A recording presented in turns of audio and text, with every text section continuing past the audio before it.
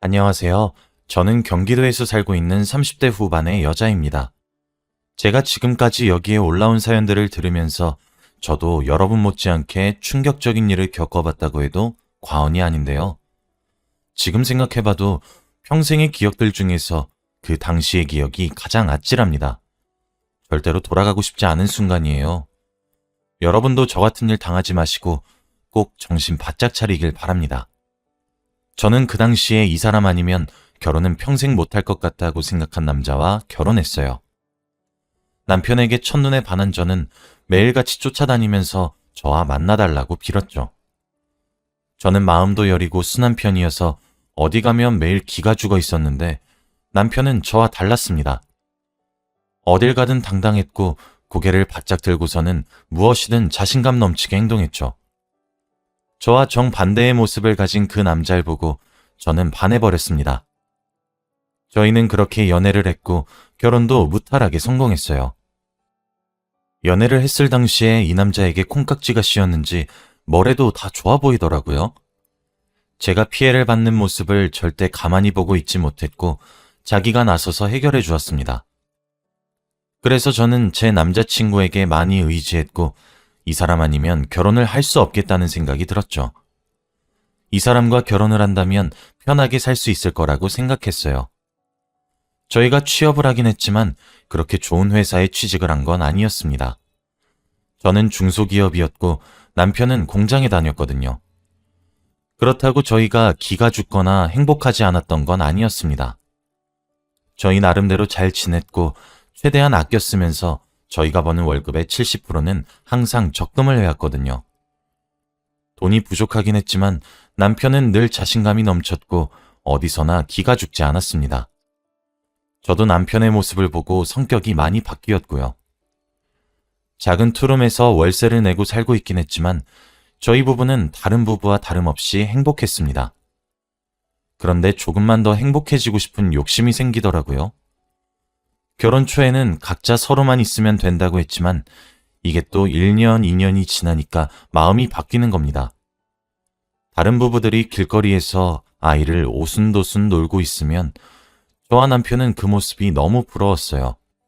그래서 아이를 가지려고 시도를 해보기로 했습니다. 저희가 비록 경제적으로 풍요롭진 못했지만 지금까지 모아둔 돈도 있었고 저희 아이가 생긴다면 한없이 퍼줄 의향이 있었거든요. 저는 임신이 쉽게 되는 줄 알았어요.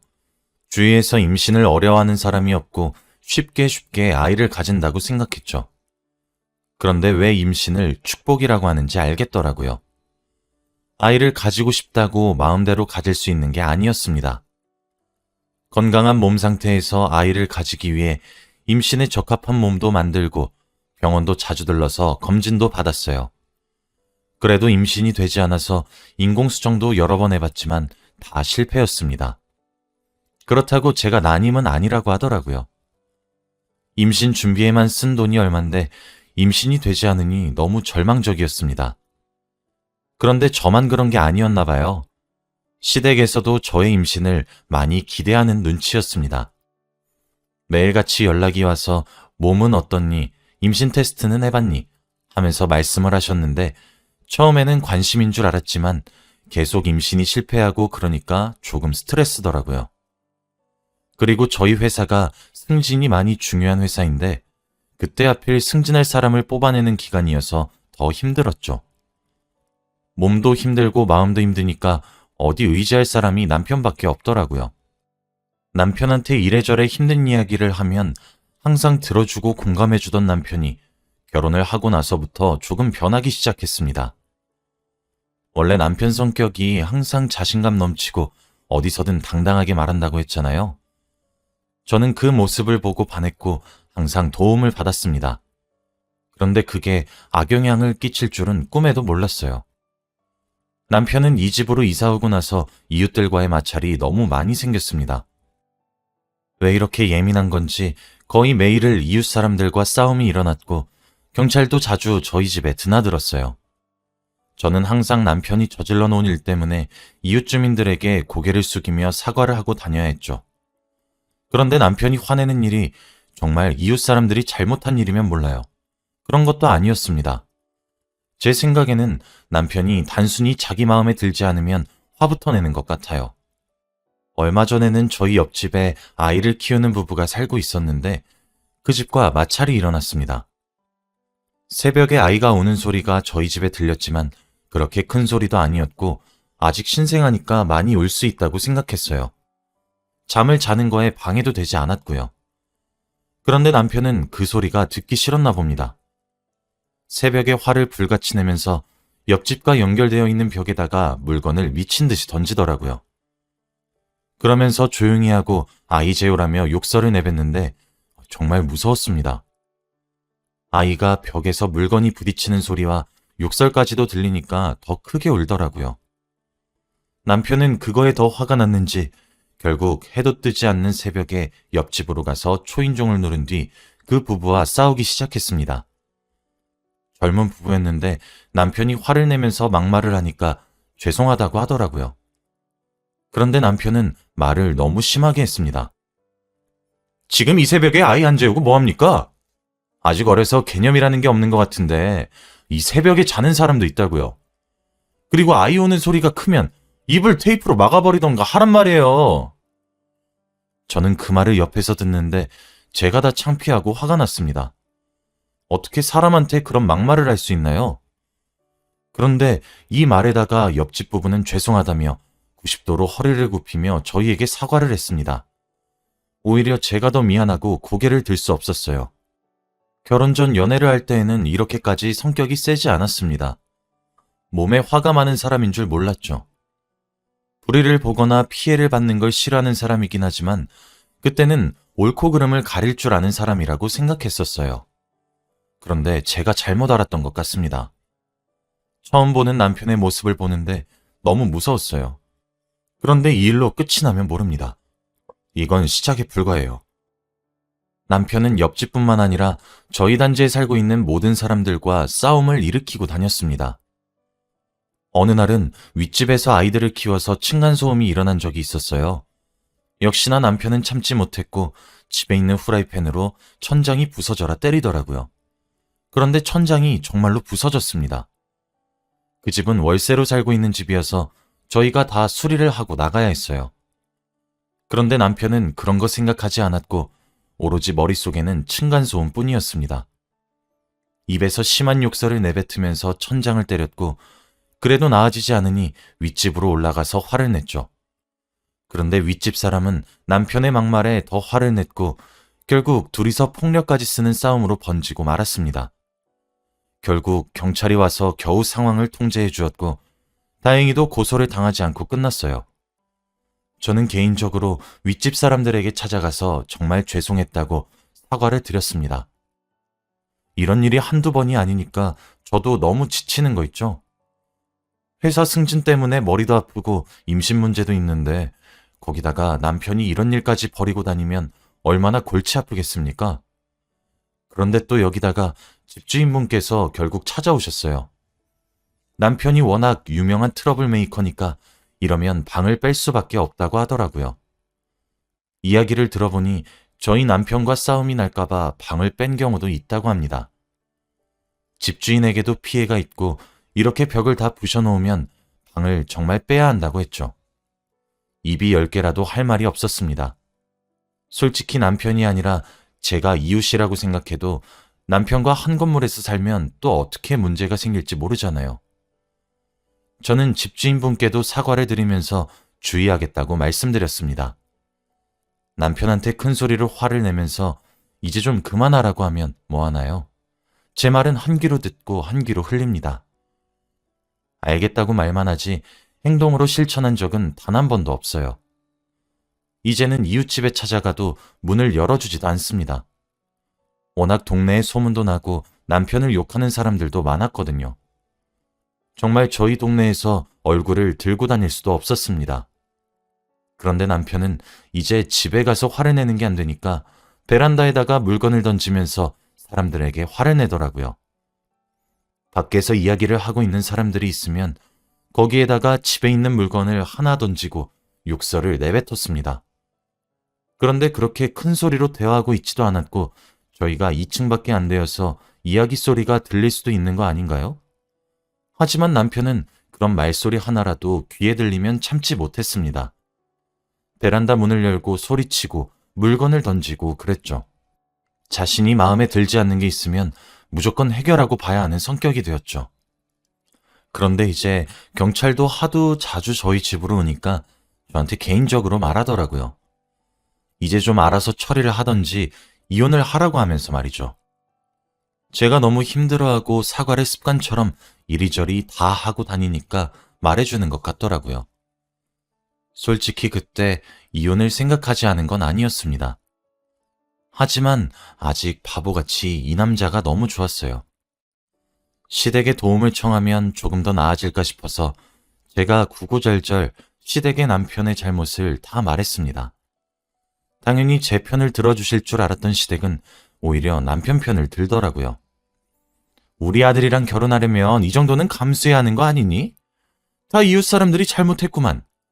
옆에서 우리 아들 편을 들어주지도 못할 망정에 사과를 하고 다녀? 너도 애가 참 그렇다.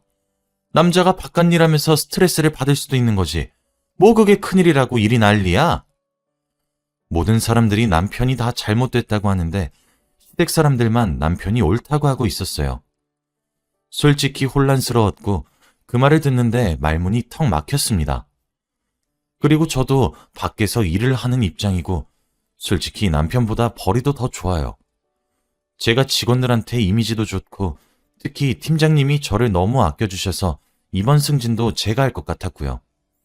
그런데 유독 집에만 오면 위축이 되고 아무 말도 하지 못하는 게 너무 힘들었습니다. 저는 처음에 시댁의 말을 듣고 제가 잘못된 생각을 하고 있는 줄 알고 가정을 지키기 위해 저 혼자 부부 상담을 받았어요.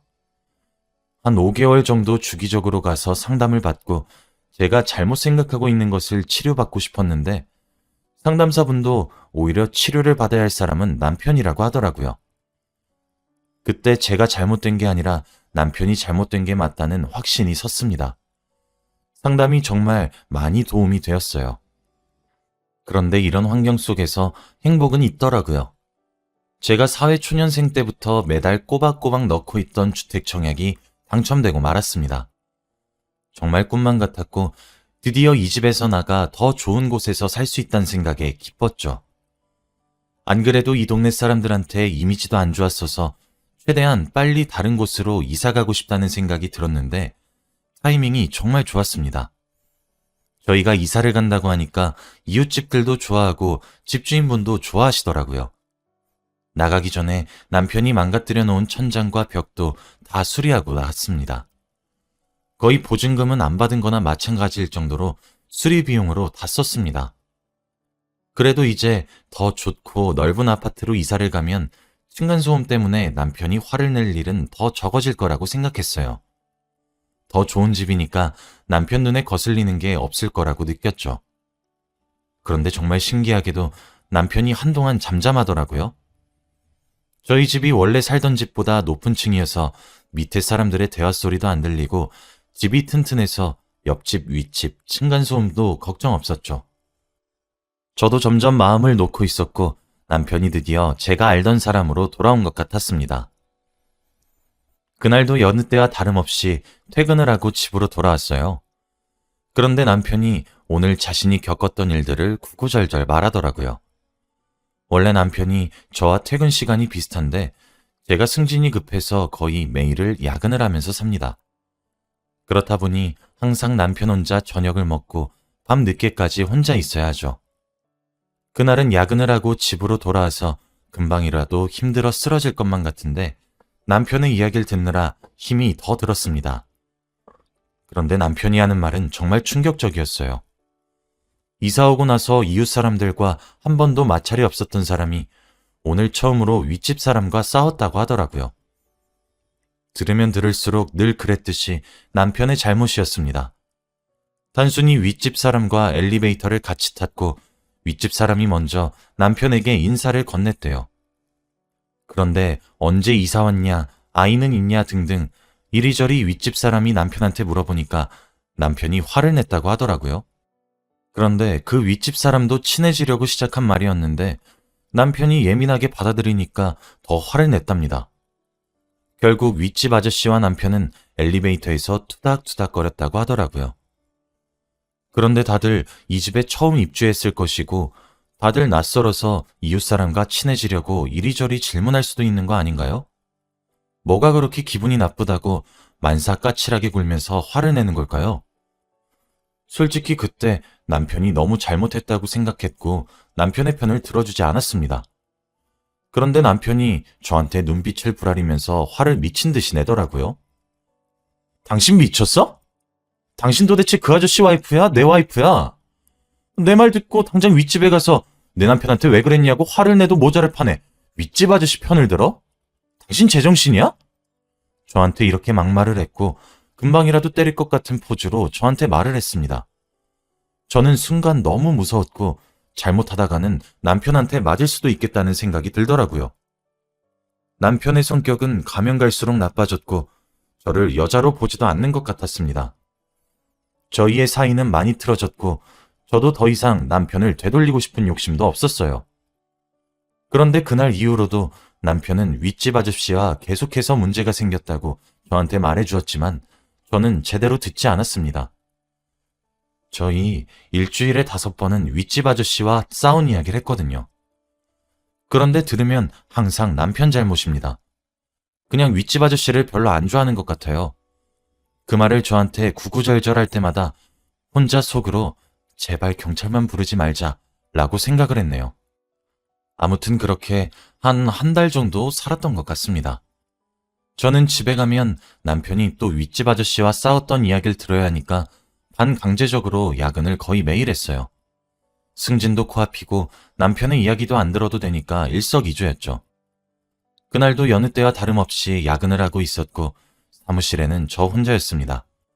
그런데 그때 전화 한 통이 오더라고요.